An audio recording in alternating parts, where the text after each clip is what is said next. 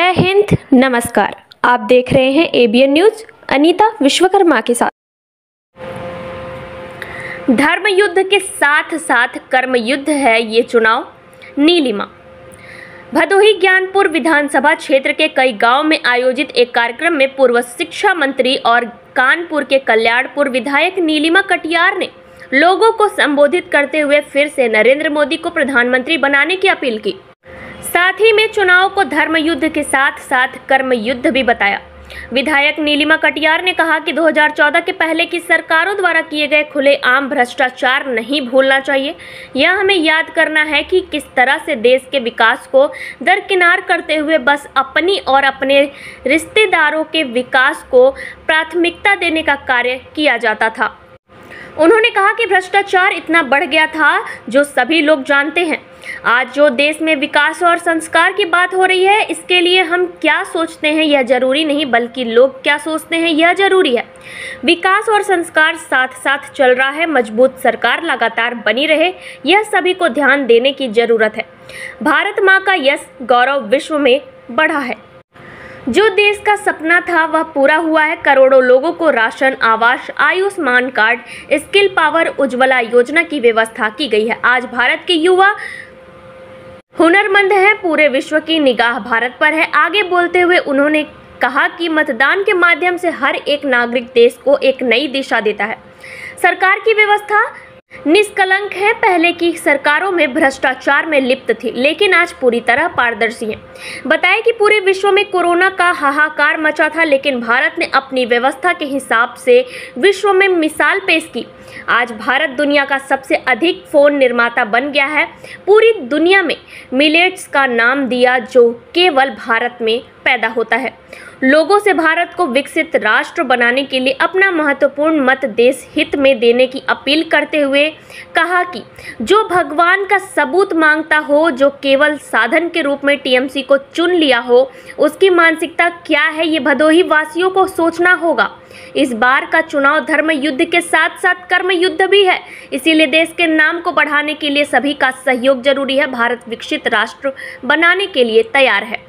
मौके पर उपस्थित ग्रामीण जनों के साथ संगठन के पदाधिकारियों और कार्यकर्ताओं को संबोधित करते हुए क्या कुछ कहा, सुनने के लिए आइए रुख करते हैं भदोही की ओर। देखते हैं राष्ट्र की बात राजेश तिवारी के साथ। समाजवादी पार्टी के मुखिया अखिलेश यादव जी का कहना है कि लोकसभा सीट भदोही को जो टीएमसी कैंडिडेट है उनको जिता करके ममता बनर्जी जी को एक उपहार देना चाहते हैं, और उनका दावा भी है कि इसे मैं करके दिखाऊंगा। देखिए, अखिलेश जी ने तो अपनी बुआ को भी कुछ नहीं दे पाया, तो वो अपनी बहन को क्या देंगे। और दूसरा ये है कि ममता जी अब चिंता अपने बंगाल की करें। बंगाल भी उनके हाथ से जा रहा है। उत्तर प्रदेश के बारे में तो वो सोचे ही ना योगी जी के चले। ठीक है। आपको भदोही का प्रभार मिला हुआ है। ज्ञानपुर विधानसभा जनपद लोकसभा भदोही का ही आपको प्रभार क्लियर है। आप ज्ञानपुर विधानसभा और आज कार्यकर्ताओं का बैठक है, तो किस तरह का बैठक था? देखिए, भारतीय जनता पार्टी का कार्यकर्ता पूरे 5 वर्ष मिशन मोड में काम करने वाला कार्यकर्ता होता है और प्रण से विचारधारा को समर्पित कार्यकर्ता होता है। आज हमारा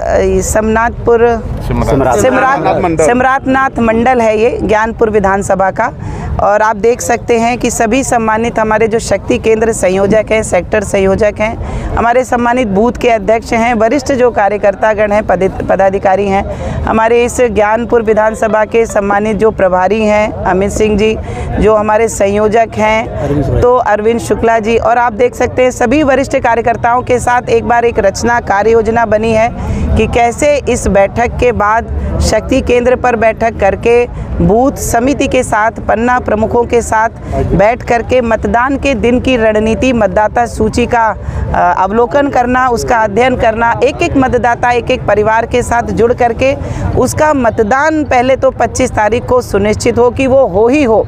और जिस तरह से मोदी जी ने धारा 370 हटा करके भारत माता के माथे पर जो कलंक लगा था कि एक देश और 2 विधान, वो कलंक हटाने का काम किया है। तो एक एक बूथ पर कम से कम 370 मत और प्लस करके जाएं, इसकी कार्य योजना सम्मानित जो पदाधिकारी बंधु हैं, शक्ति केंद्र संयोजक हैं, उन्होंने बड़े उत्साह के साथ आज ये बनाई है। विपक्ष में जो पार्टी यहाँ पे चुनाव लड़ रही है, जिससे कांटे की टक्कर देखी जा रही है, कहाँ है क्या विजय? अपने आप को लोग कांटे की टक्कर में मान रहे हैं, अब बाकी तो आप लोग जानते हैं। तो अभी हम आपको उनका कहना है कि 5वें चरण के आज के चुनाव तक सुनाई नहीं दे रहा, उत्तर प्रदेश से भारतीय जनता पार्टी का सफाया हो चुका है। देखिए, कोई क्या सपना देख रहा है और क्या बातें कर रहा है।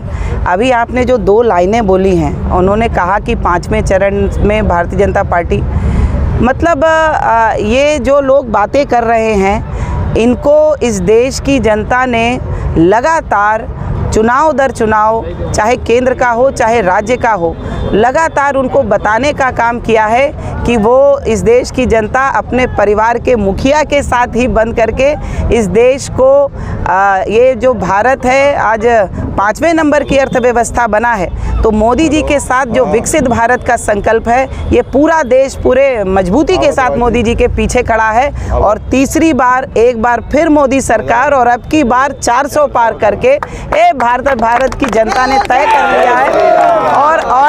और देखिए, कोई मुद्दा नहीं है, विपक्ष के नाम की चीज़ नहीं है।